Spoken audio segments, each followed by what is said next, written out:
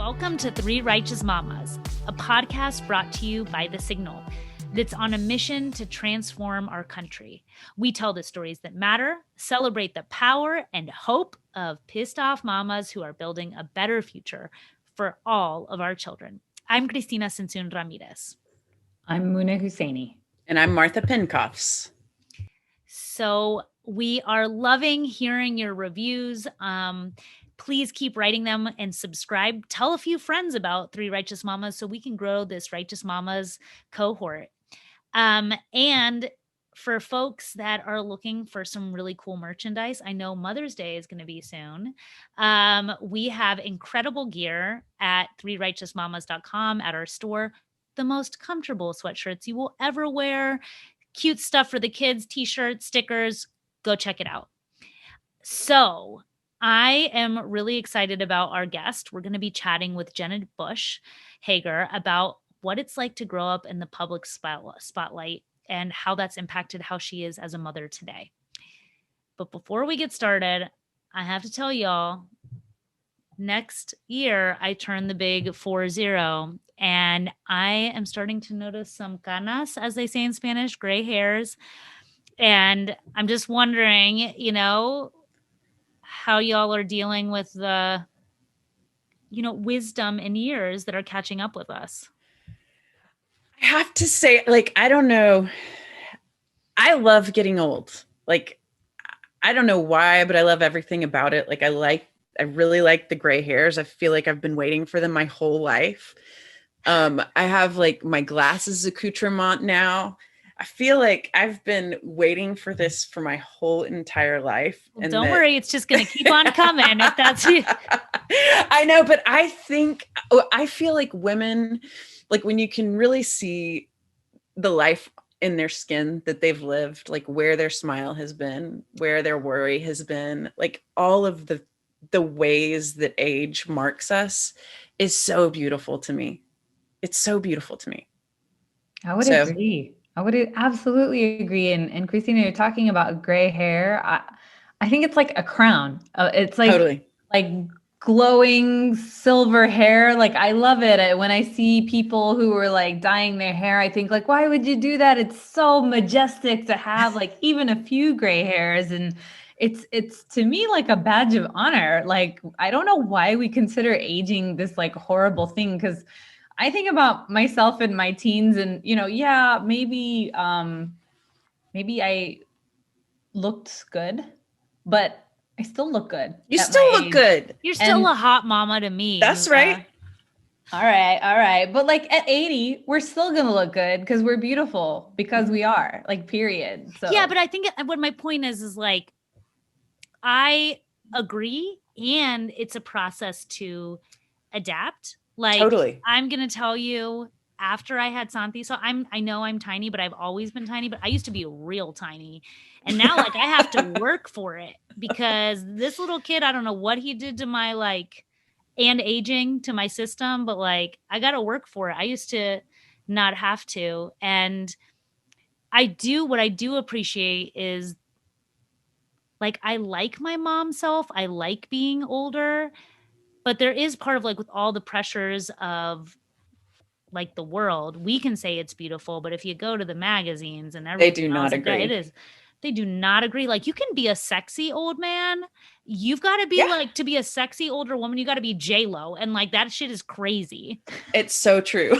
That is so true. And that's fucked up. Pardon my language. Yeah. We're this is the first time we've all cussed. We just can't take it. Yeah. But the thing is I embrace all the different expressions of it. My hero is Dolly Parton.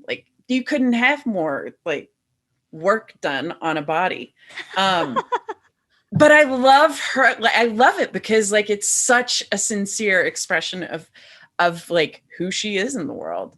One thing I love about the post 40 is that all of the shits that I used to give really start to fall away. More and more and more, the shits just are I can't give any more of them. Cussing, for example, is one of them. I literally thought you were about to talk about pooping and how it's changed as you got. No. We're all good there. Let's talk about squatty potties. No, I'm just kidding.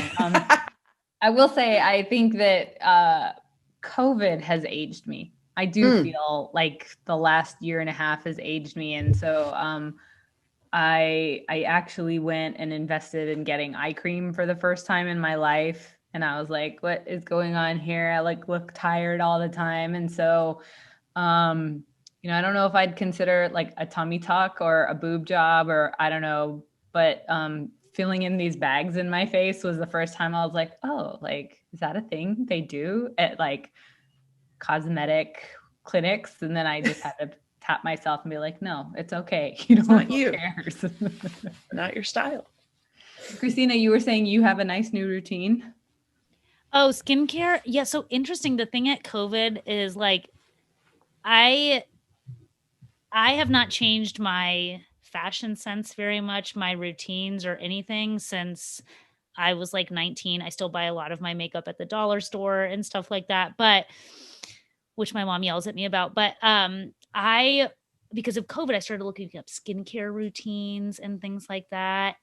That's also why I got into threading my eyebrows, because I found stuff on YouTube. Like, I've had time to just try on makeup. I even have bought like those fake eyelashes, which I haven't had time to do, but I want to do it just for fun. So I'm essentially like a 15-year-old girl again, discovering like 17 magazine, only it's called Pinterest and YouTube. But I love now, like, I feel like I've taken care of my skin better now, and I got my mom on my routine and she loves it. And so, and it's nothing fancy. It's just like Olay, nice lotion.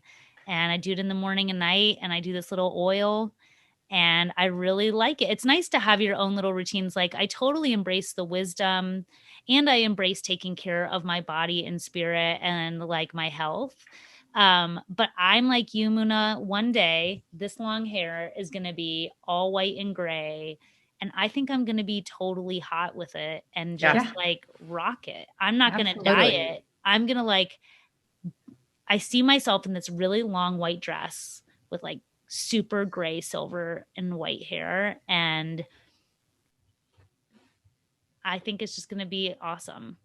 It's funny. I have a vision. I have my vision of my old self too. And it is, I'm in a cowboy hat with a chambray snap shirt, much like the ones I wear almost every day. What is a chambray? I'll show you. It's like, it's the shirt that I wear every other time we record. It's that like blue, it's like denim. Oh. Just a lighter denim. Okay, fancy. You know. A chambray. A chambray shirt. Like it's just like a jean shirt. It's a jean shirt, basically. But then, like, I'll have like really deep wrinkles and like white hair, and it's going to be good.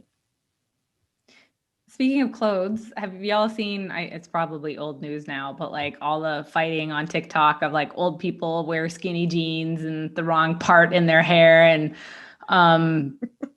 I was looking in my closet and I was like, oh, well, I only have skinny jeans. I don't have to worry about parting my hair a certain way, but I didn't even know what kind of jeans to go and buy. And on that note, social media always makes you think about how you're showing up in the world. We're going to be talking to Jenna Bush Hager about what it looks like to grow up in the spotlight. And lucky for her, she didn't have social media all up in her grill as she was growing up, but it's something we all contend with. So let's go chat with her.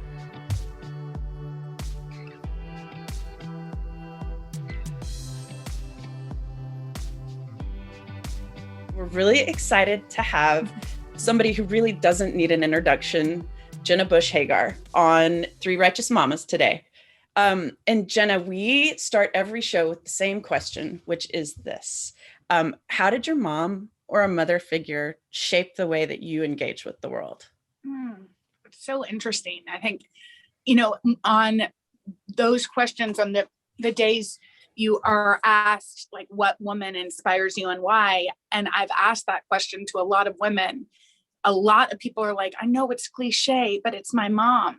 And I think that what we realize is it's our mom and the women that have come before us that really help us figure out how to use our voices and that our voices matter. And my mom is preternaturally calm. It's so strange. I mean, she's not like me. if at anything she, if you came to her and said, in fact, like we just were talking about this on April Fools, my sister and I, senior year in college. Like, this is really horrible. my favorite, actually. I'm so glad you're telling this story. This is so bad. But on April Fools, we called my mother and we told her, this might be the one you're thinking of. It might be so bad I've never shared it. Barbara called and I was on three-way, or whatever that's called now. But, I was on the phone as well, but muted. And Barbara told my mom that I was pregnant. And my mom's response was like, well, we're going to figure it out. Like, she was so calm that it actually wasn't fun, because her response was like, well, all right, okay, and she asked some questions which were hilarious. But I think the point is that there was nothing that could ever get her riled up. And as a mother that's very different than that, just by predisposition, I realized what a grace that is. Like, she allowed us to be who we were. There was nothing we could really do that annoyed her enough to like to throw a fit. Like, there was nothing, like, we really couldn't. And in fact, we sometimes tried. And I do think the fact that she wanted us to use our voices, that was clear. And that she, in her own way, without saying, here's, do this, but kind of showing us instead of telling us. There wasn't shame around what she wanted from us. But like, for example, the Austin Children's Shelter, which y'all probably know of, I'm sure it's still there. Yeah. She knew I was good with kids. She knew I loved kids. I loved to be around them. I lit up when I was with them. And and so she took me to the Austin Children's Shelter one day and she's like, I just want to introduce you to this place. I just want you to come and see it. Knowing that if she had said, you should volunteer here, that it would be different than her just introducing something to me. Mm-hmm. And once she introduced it, of course, she knew, of course, I'd want to spend my weekends there. And I did during high school at Austin High, because I loved it. Not because I felt like I should, or, for my resume. It was because I had a mother who knew me well enough to know what I was interested in and just showed me the way. I can imagine, like, too, you were someone that grew up in the public spotlight nearly your entire life, to be able to have that source of calmness, of being able to be yourself, not have to live up to expectations. I mean, how old were you when your dad became governor and then president? How old were you? Well, when my dad became governor, I was in 7th grade. Yeah, the awkward years. But yeah, I don't know. Governor was different than president. It's interesting because it's Austin, as you know, then it's not as much, but it was a small town and I could walk, we lived in the governor's mansion and we could walk to Manuel's rather. We had like a small town existence. I know that sounds strange and maybe it's not that way now, but it was then. So were you able to be like a normal kid in both of those situations? I mean, I can only imagine, but like, as someone that grew up in the public spotlight, were you able to just feel like you could be yourself? Yes.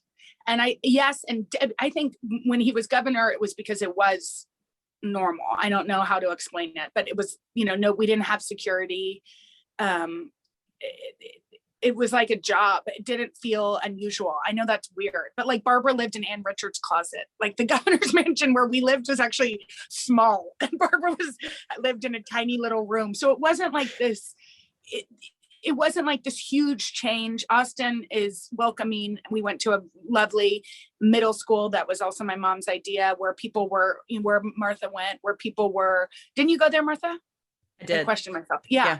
St. Andrews, where Lucy Nazaro that ran it it just was really small and inviting. And it's like, no matter who you were, you felt comfortable, I think, or we did. And so, but when he became president, it was a different thing. And actually I so credit my parents because we said to them, we were like, y'all are going to ruin our lives. We did not want it. We were in college. It feels very selfish now, frankly, but that was our real response. And my parents said over and over again, like, you can be normal, but like, it wasn't true. Mm-hmm. And so I don't think any of us were quite prepared for it, but I think the best gift my parents ever gave us was the gift of failing, the gift of making mistakes publicly. I mean, I think had we been held up, which isn't natural to them either, like that's not who they are, to hold us up to perfect standards. That's not who my parents are. So if they had somehow shifted and acted like we needed to be some certain way, I think things could have been really, really difficult. Because I'm sure you agree, like failing and finding yourself and making mistakes is how you grow and how you can one day parent. Because if you're held to a perfect standard, how are you going to treat your kids? So I think that was the best gift they ever gave us. We weren't prepared and we made mistakes, but that was all part of it. And actually, thank goodness. And so like how old are your kiddos? My kids are, I love that I take a second to think, 7, almost 8, 5, and I have a 20-month-old baby. Oh my goodness. Oh, I know. Wow. I know. That is 3 is a lot. Let me just go ahead and state it right here. I mean, I remember going from 1 to 2, it was more than twice as hard. So like, I can't even imagine the 3. 3 is a lot. Yeah, I know. I'm like, I just have the one that's 4. And I'm like, man, my mom had 3 kids all that 1 year apart. And then I'm like, and my grandma had 9 kids. I can't even imagine. You just like have the older one take care of the younger one. Oh, it's a lot. But so like you grew up so much, I guess that was a lot of gifts you learned too as a mom now today about like how you protect and raise your own kids. Like what lessons do you think are really unique to how you grew up that, you know, shape how you are a parent today? Yeah. Well, I mean, I think one thing is there's a couple things. One is that, as I mentioned, like, we weren't expected to be the president's daughters, like however that looks. We weren't expected to be perfect. So I want my kids to be themselves. I think that's a really important value as a parent. And I think it's also kind of harder. You don't really realize it, but it's easier. And people are shocked or surprised when we say this, but my parents wanted us to have our own views. They wanted us to be independent, and I think only because of their line of work is that surprising. I think most parents want their kids to have their own views and to be curious and, figure out the world around them without us saying, well, this is how it is. Like, that's not how I was raised. And so I want that for my kids, but not until you have kids do you realize that that's the more courageous way to parent, because it's a pain. I'm like, come on, it's time to read. And they're like, but we don't want to read. And then it's like, the negotiations can be tricky, but I think that it's the right way to be, at least for our family. And then the other thing is my parents were really generous in allowing us to travel the world with them. I mean, it's definitely inspired my sister. She works in public health. She has for decades. I think when you're watching the unveiling of PEPFAR, in Africa, and you see people lined up for miles to get drugs that we already had access to here in the United States, and you're 19 or 20, you realize that your voice matters and that we're part of this global world. And if you can do anything to make change, you have to. And so I don't know how I'm going to help with, I had this privilege of living history. I don't know how I'm going to help my kids see that the world is this beautiful place that they have a responsibility to protect and speak up for those who don't have the same access to things that we have here, but I'm going to try. And I think that perspective, I know it changed our careers. I'm sure it will change who I am as a mom too. Looking for a new podcast? We recommend you check out This Is My Family, an unapologetically full-hearted interview show about building a life with people we love. As a gay dad in an interracial marriage, host Taylor Green's life is a testament to the fact that there are so many ways to define family today.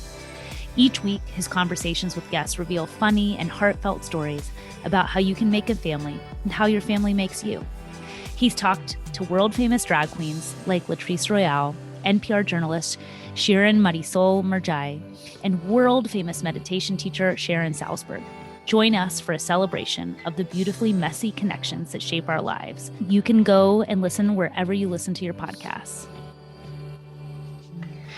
You were talking about how Austin was more of a small town when you were in 7th grade. And those times in general seemed simpler, right? Like when we were growing up, we didn't have to contend with social media and 300 TV channels or whatever gajillion, just like the world moving at this 24/7 pace and everyone knowing everything about you, and like this pressure that you have to like live up to everything you see going on. And we kind of live in this time now where no one's allowed to fail and no one's allowed to make mistakes, and you have to be perfect overnight, right? And we're dealing with cancel culture, and there's immense pressure, not only on our youth, but let's be frank, adults feel that pressure as well, right? And so considering you grew up in the public eye, and it sounds like, originally there wasn't that much scrutiny and you were allowed to be normal. And now when you moved into the president's office, you did have more scrutiny, even though your parents encouraged you to like, okay, still live your life, like have your own views, grow. What are your thoughts on what you see emerging now for our children with the public scrutiny and all the pressure they're facing? Yeah. I mean, I don't know. It's actually, we do a lot of stories for work here, on the Today Show about the depression rates, about anxiety in teenagers, and it's really hard. I mean, I did a series called Inside the Teenage Brain. Like, I think Mila was a baby, so this was a long time ago. But I never have forgotten it, because one of the kids, there were things that were, stark that you think about, like the access to drugs, the pressure to be perfect, the pressure to go to certain schools. Like I don't know if it's because Austin was more laid back or the way my parents raised us, but like I didn't feel those pressures when I was younger. I just didn't.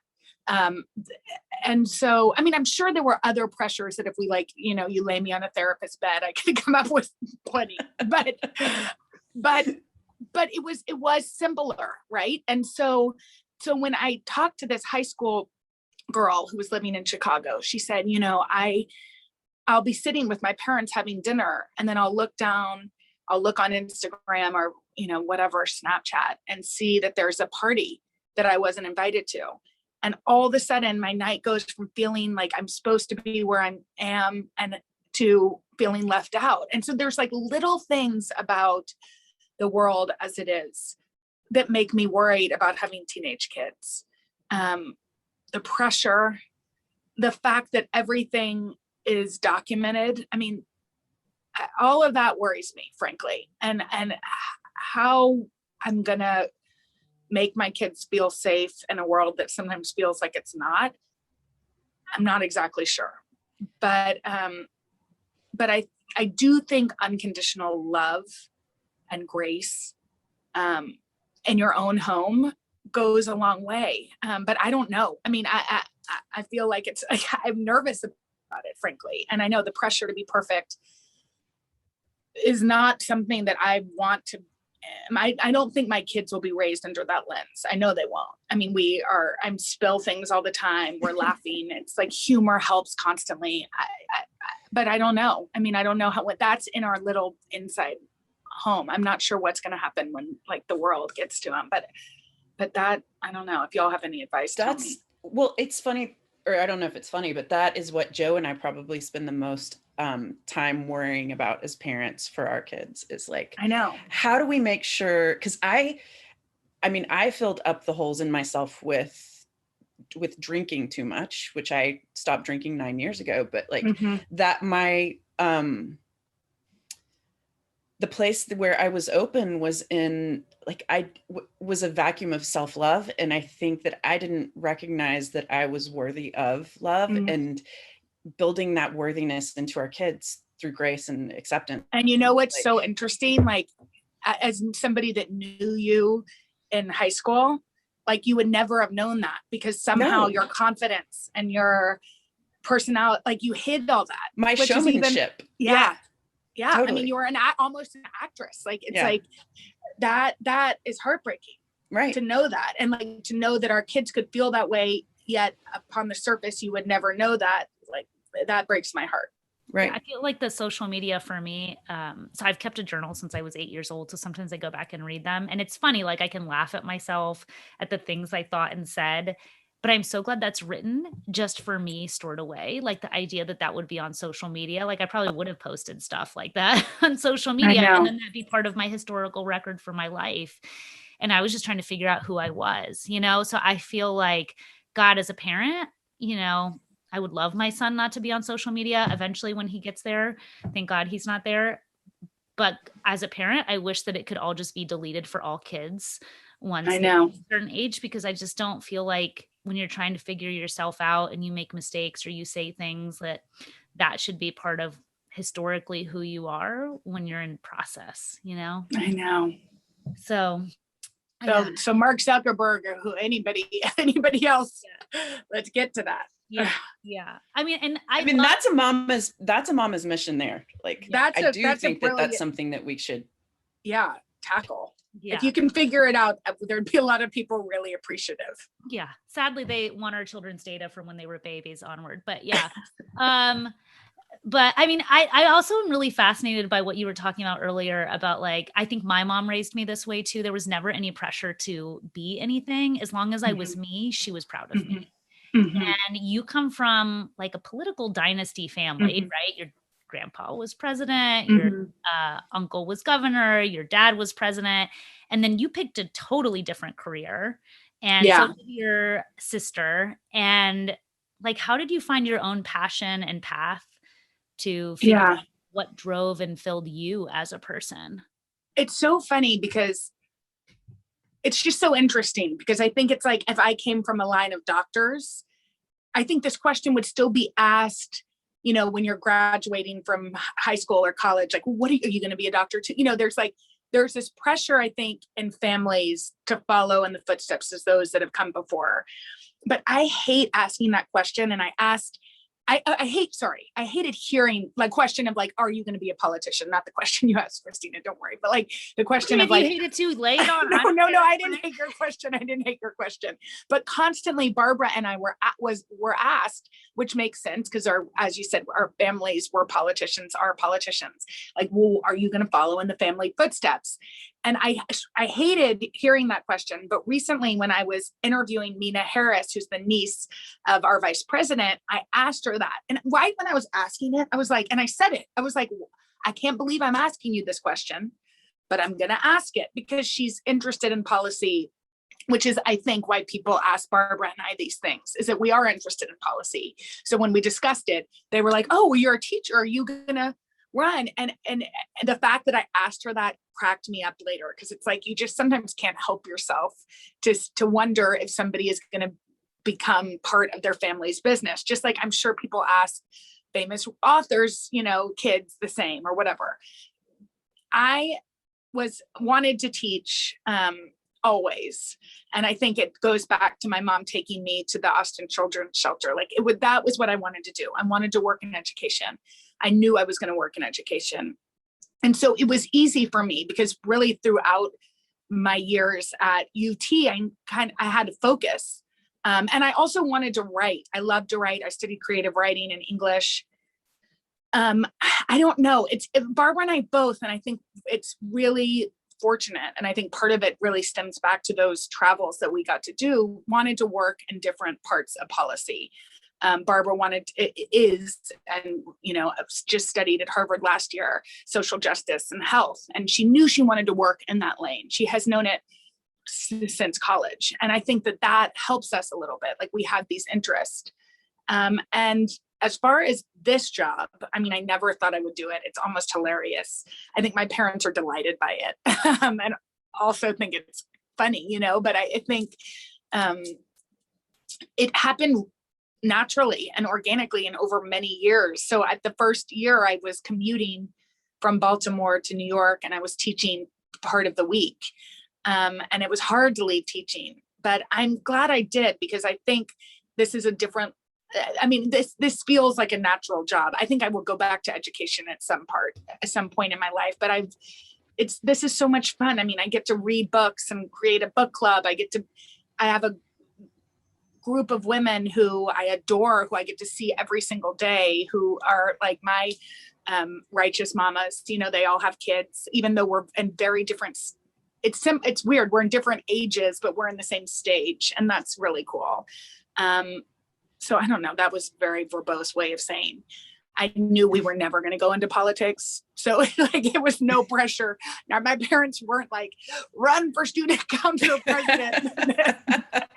They sort of knew we weren't going to go into it as well. So I think that's helpful.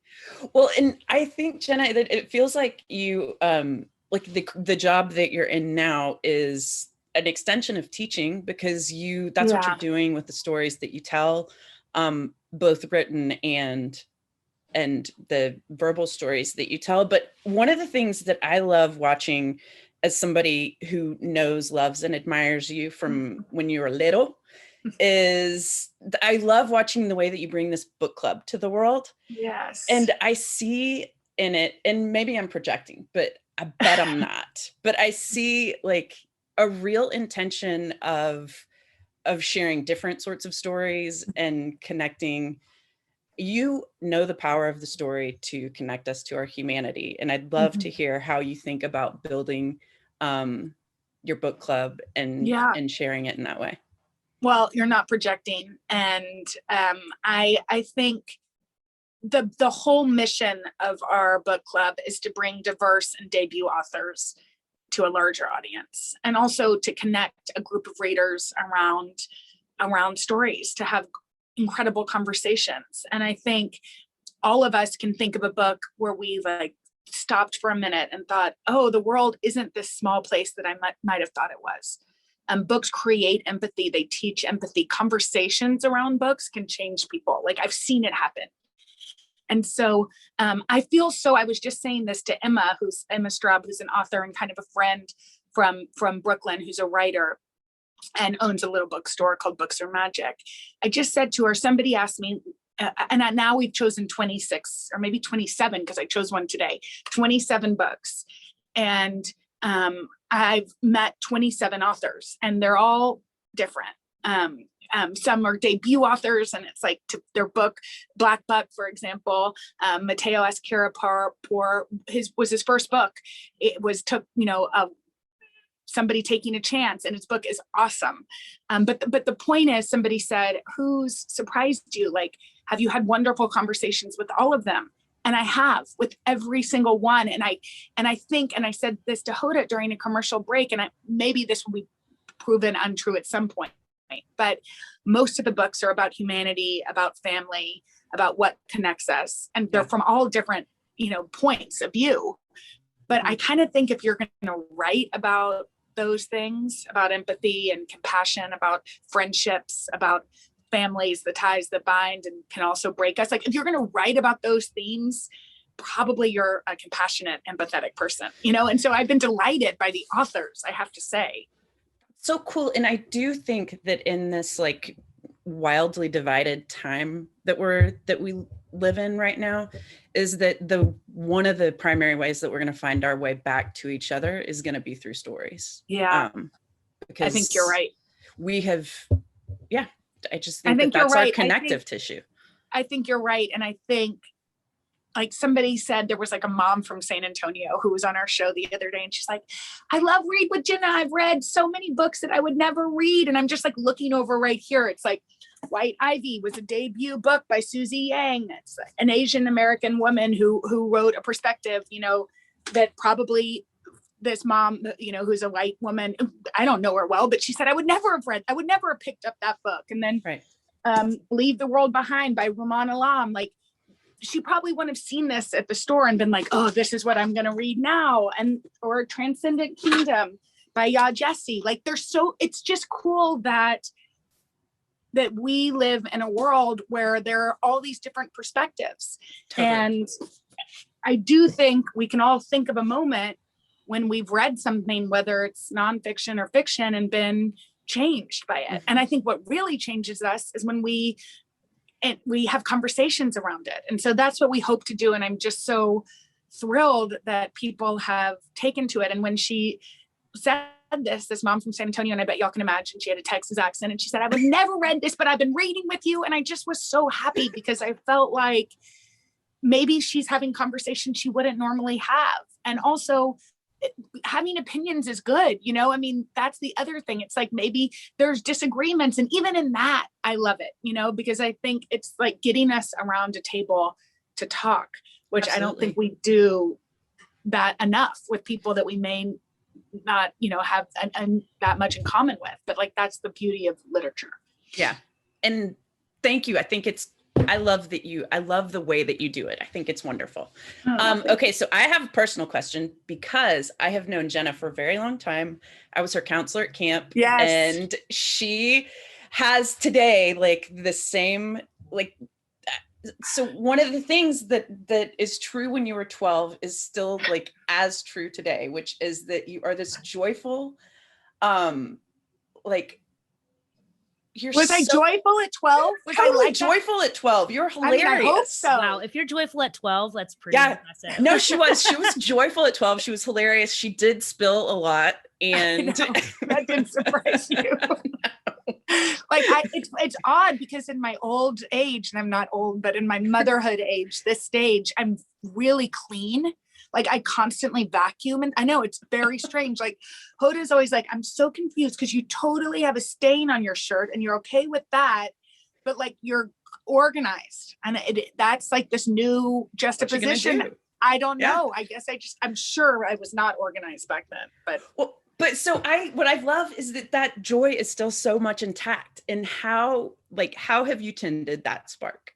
Because you've had a ton of scrutiny, a ton of, a possibility for that to be taken away. But like, I see you in those skits, and it takes me right back to a stage in Burnet, Texas. And I can like, it's still there. I love it. It's so funny, because it's like, I'm sure if I asked you all, like, do you feel joyful? There's days where you're like, yes. And there's days where you don't, you know, and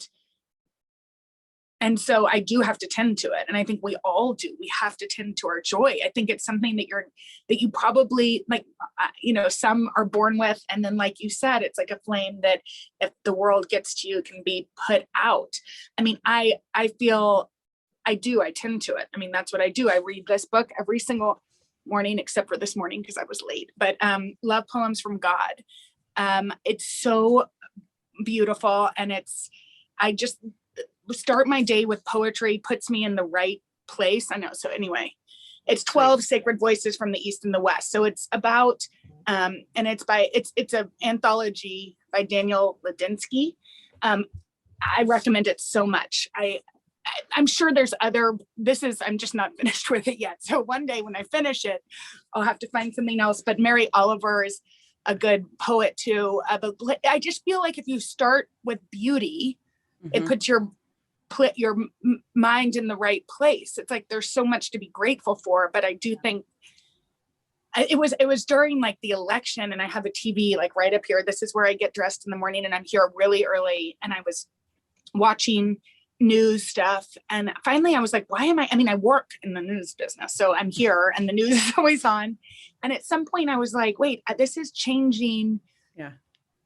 It's not making me as happy as I should be. And so I turned it off, which don't tell my bosses, but I turned it off, and I tried to restart my morning routine in a way that I would do if I didn't have this job. Like, what would I do if you didn't have kids? Because frankly, it's like, it's hard to take time for yourself, to center yourself in the right way. Right. So I do that. I do this active breathing a couple days a week, which I really love. If you're interested in like a tutorial of it, there's this woman named Erin Teleford, Teleford, who used to live in Austin actually. And she has like a 4-minute or 7-minute active breathing,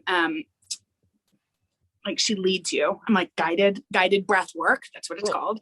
She leads you in it. And so I play that on my computer and I listen to music. So I try to just start my day in a way that will promote joy, because I do think it's easy to get bogged down, and especially as parents. Like, I don't know, it's hard and it's tedious. And there's moments where I'm not proud of how I parent, and I think it's so interesting, because maybe you would think this, I don't know, that like I have a job that's on television, people can see it.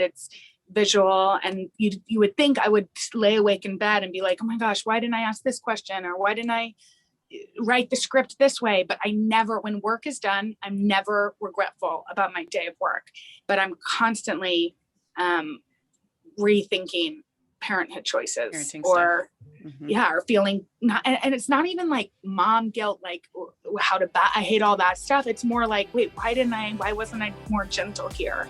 You know, those types of things. Hey, have you heard about the Her Say podcast? It's a new platform for the voices of all women, sharing stories, advice, and opinions with a mission to make the world a better place for all women. First-hand accounts of personal struggles, inspiring stories of making a difference in our communities, practical advice for starting a new business, and conversations about the topics impacting women the most. New episodes post each Friday everywhere podcasts are available.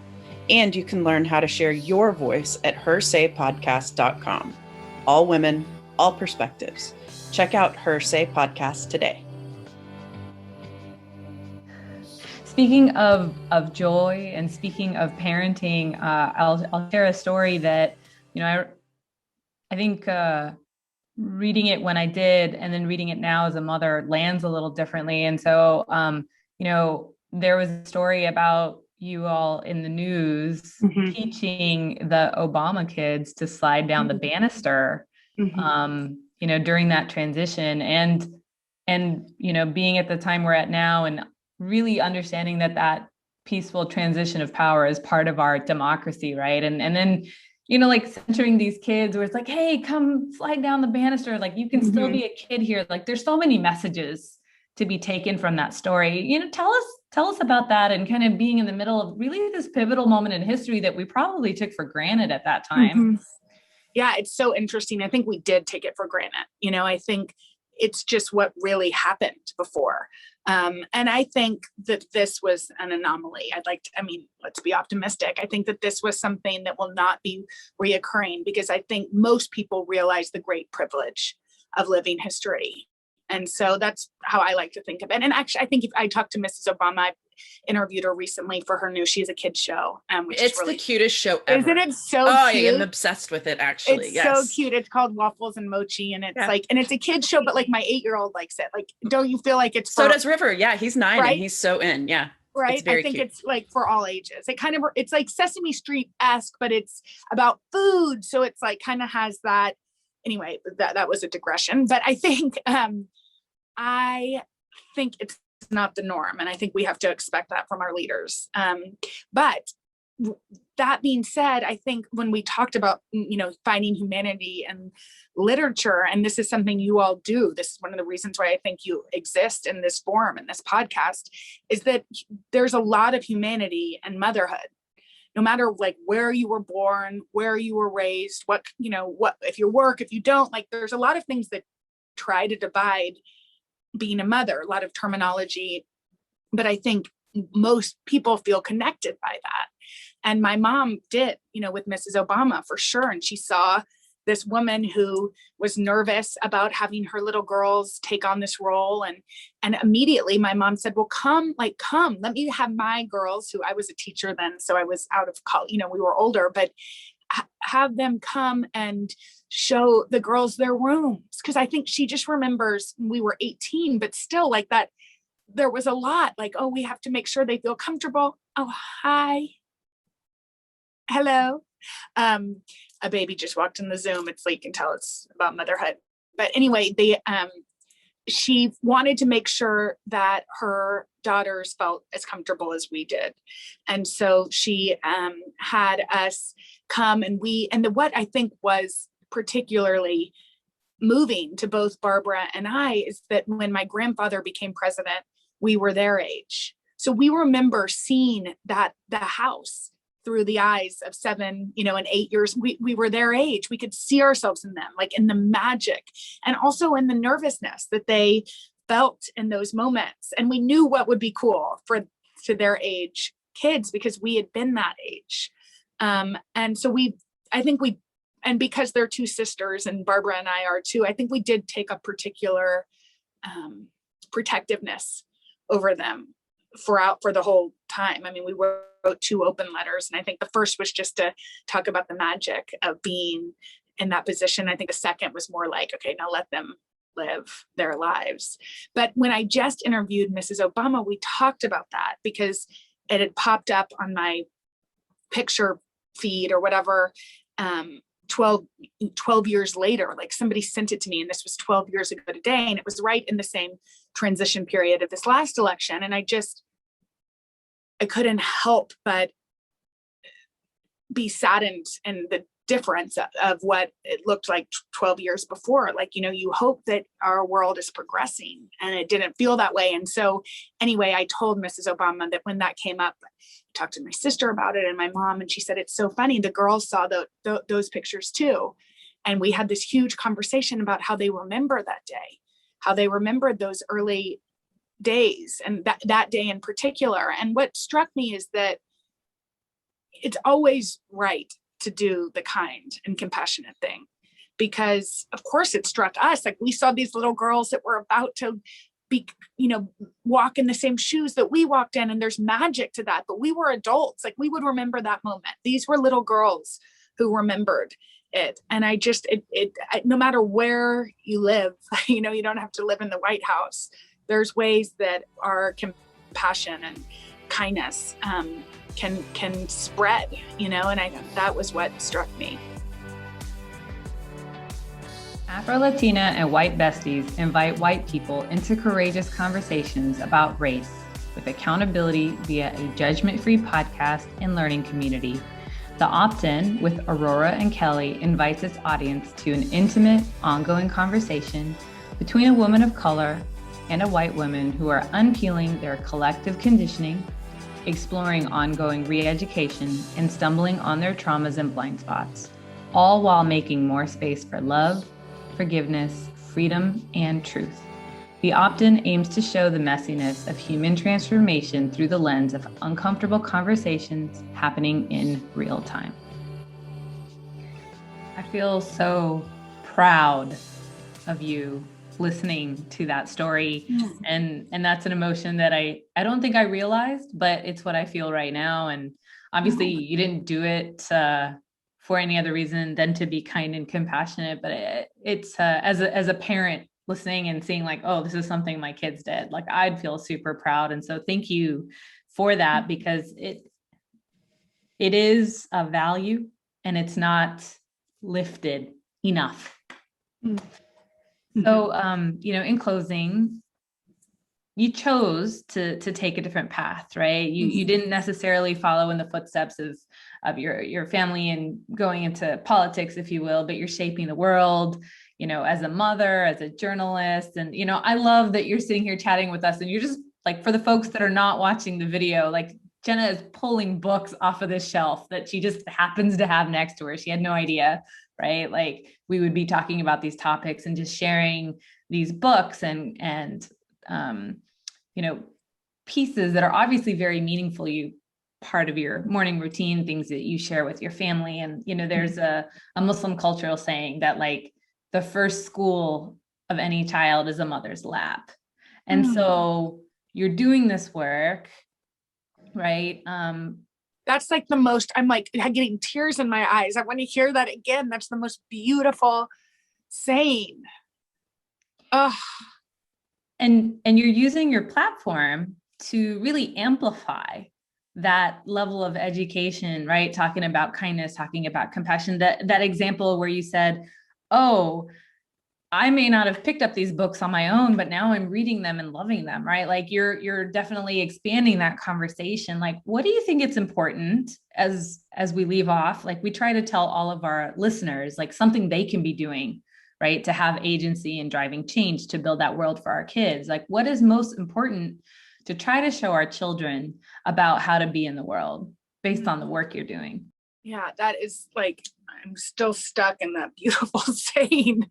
I don't know, when you were just talking and when I was thinking about that saying, I do think, like you said, it starts at home and how we talk to each other, and that's like why I'm constantly and constantly sounds like I'm too hard on myself, but that's why I sometimes feel bad is like, that I feel like I want our home to be a place where people are joyful and there's patience and love, and grace and freedom to really like explore who we want to be. And I think, that's harder said than done. Like it takes real work to create a home life like that. It just does. I think, unless I like you're magic or something. For me, it takes a lot of work. And so I think just to know that like what you're creating in your home is this place that can change lives, and I think it is most important to model behavior. I mean, I keep going back to Emma because I just talked to her right before y'all, but her dad is a writer. He wrote mystery and suspense, like thrillers, and she's a writer now. And she said, her parents there wasn't shame around reading. And I think sometimes there's shame around these things we don't even mean there to be. Like, I'm sure I'm like, you have to read. Like, it's like, it shouldn't be that. It should be this joyful act. And she said, Jenna, I know, because she's, right, owns an independent bookstore, how much you read. Like, that's enough.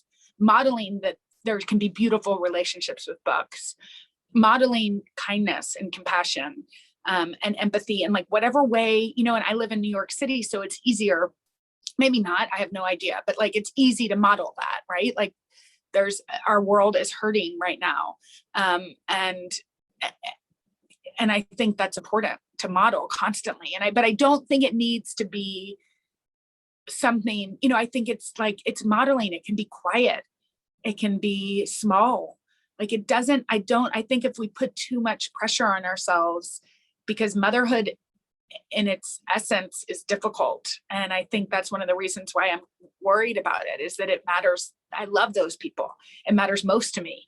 And so I think like to put pressures on ourselves to create some perfect home is like, it's nearly impossible, but just to model day in and day out as much grace and kindness that you can, and also give yourself that grace, is what I would say.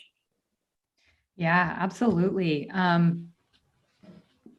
We tend to think that the big work is out there.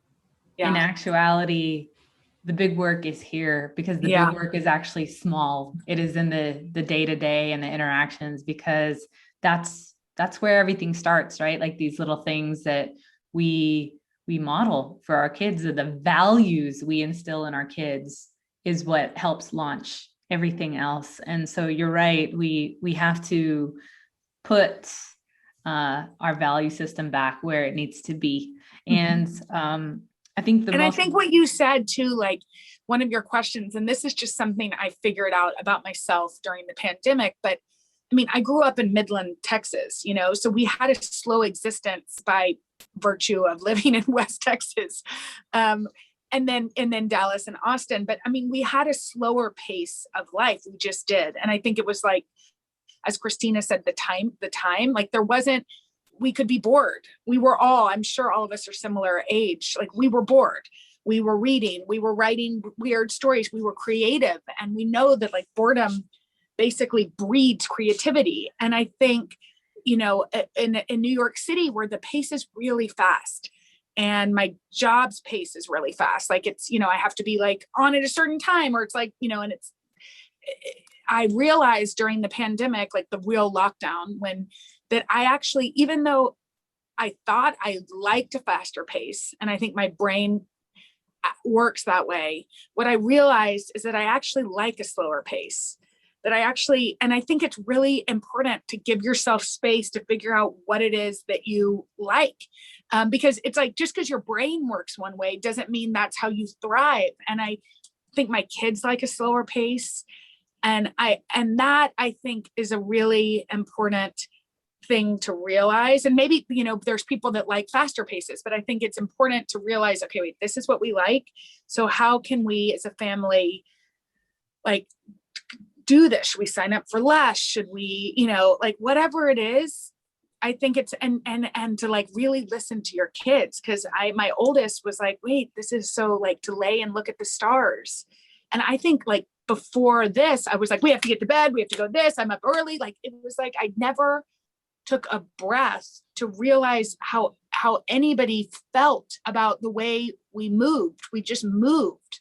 And so that's been my biggest lesson, is to like take a second and let your kids be bored. I mean, and I think that's the hardest part, is like, there's technology which allows, and believe me, any kid is going to want to be on it as much as possible. But how do you, really create the happiest version of your family? And that's like, again, not to feel any pressure. No pressure. I love No that. pressure. I mean, like, my memories with my siblings, the funnest times are these times we were so bored and we made up Yes. crazy games. And I think we're all very fortunate because we've all been able to work from home or like still maintain our jobs. And so, it's a different, I always say, like, I'm very fortunate because I'm not sick or unemployed. Right. Yeah. But I actually, like, I'm like you, like my part that likes achieving things likes to move really fast. Yeah. But I actually like myself better, like, as a person when I'm Me slow. too. Me too. So if y'all met me, you would think, oh, you like fast pace, but I am not as good of a mom or a wife or a friend or a human Mm-hmm. when I move so fast that I can't even feel, anything. Like it's just, Christina, that's exactly right. Like I like myself better when I can slow things down. And I think that, and you know what, the other thing that I will just say is, like, this has been a really difficult couple of years. Like the last year, I mean, we were in quarantine. Like I'm like proud that my husband and I are still married. Like I feel like we have to like divorces got expensive. There was actually a dip in them because it got expensive. I do think that the quarantine year counts as like, it's a dog year of marriage, Right? but it's like 7 years. I mean, we've been married 1,000,000 years because of that year. But Yeah. I think it's like, I try to also be like, okay, you know what?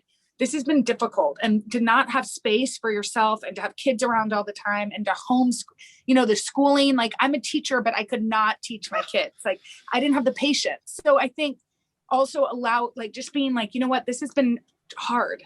Grace. Like, to say that is okay. Yeah. It's the grace to ourselves, which we give to other people so much easier than we give to ourselves for some reason. 100%.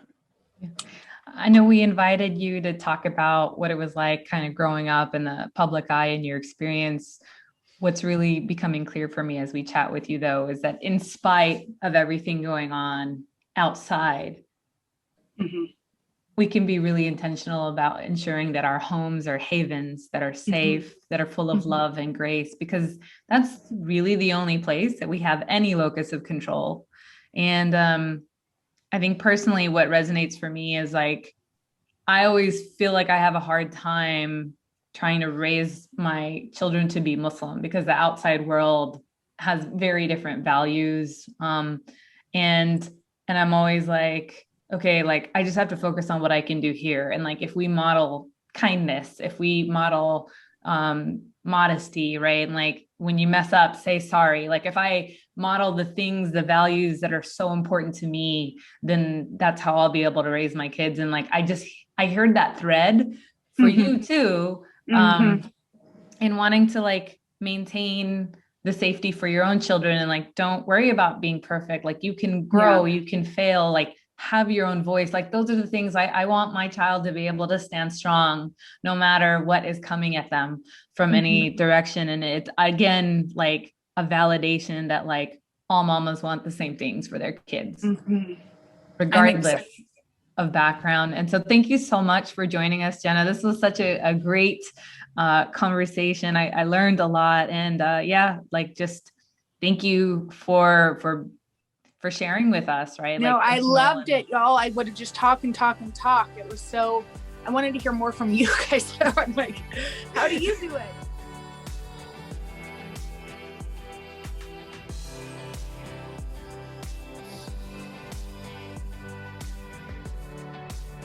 As we were talking to Jenna, the one thing that kept coming up over and over for me was sort of the sanctity of the home, and that we can control what we teach our children at home. And then, you know what? It's always right to do the kind and compassionate thing, period. Like, clear red lines. And I love that she was talking about that, and just like kind of declaring, like, these are my values. This is what I think. And regardless of what's going on out there, like, you keep the calm inside the house and the storm outside. And it's the only way to really maintain balance. And I think that speaks to every mama. Yeah. Thinking about like what a huge career she has, it struck me that the things that she goes to bed worried about are those small interactions with her kids, not like questions she didn't ask Oprah Winfrey, but like the way that she maybe engaged with one of her kids. And I feel that way too. Like my regrets in a day they very rarely involve anything in my professional life. And most frequently, it's me wishing that I had done something differently, made, something less of a big deal that was not a big deal for my kids. So I thought that was a very powerful moment. And also it's amazing to see how consistently true she is today as she was when she was 12 years old. I feel like there's a lot of strength of character in that. It makes me proud. Yeah. And when you say that, Martha, I think about like how because of social media wasn't there when she was growing up, but like that she did have so much pressure once her dad was in the White House. Totally. But it sounds like what kept her sane is that, from both her parents, but especially her mom, that there was freedom to be different, to not have to live up to certain expectations, to find her own path, her own voice. And I've heard that from multiple people we've talked to. Yeah. And I think about like how I'm going to try and reflect that for Santi is like, I actually do my nightly gratitudes. Like when I put him down, because he likes me to lay next to him, I spend my time like awake, but I spend my time laying there being grateful and then wishing him things for his future. And the thing I find myself wishing is like, I hope you find your heart and passion whatever that may be. And I think that lesson, I think, is what, Jenna was able to continue to be that person that she was when she was 12, because she was given space to do that. And so that's what I carry away from me with talking to Jenna is how can I, as a mom, continue to give my son his own space to become whatever his heart and passion is. He doesn't have to do what I do. He has to do what is his own path. Yeah. It is a privilege to be able to let your kids find their way. I know that sometimes parents don't feel like they can let their kids just go and it's all right, you're allowed to mess up, right? Like there are real world repercussions for families and maybe underrepresented groups here that are very real. And so we're not saying brush those aside, but it is a gift to be able to give your children the inner strength to be able to find their own way. And like, I'm really inspired to try to do that in spite of what's going on outside, because I think that lesson is like, where are the healthy boundaries and like, how can you manage them? And like, how can you really let your kids bloom? And so I was really appreciative for that conversation today. And I'm going to go read some of those books she was talking about. I'm excited about that too.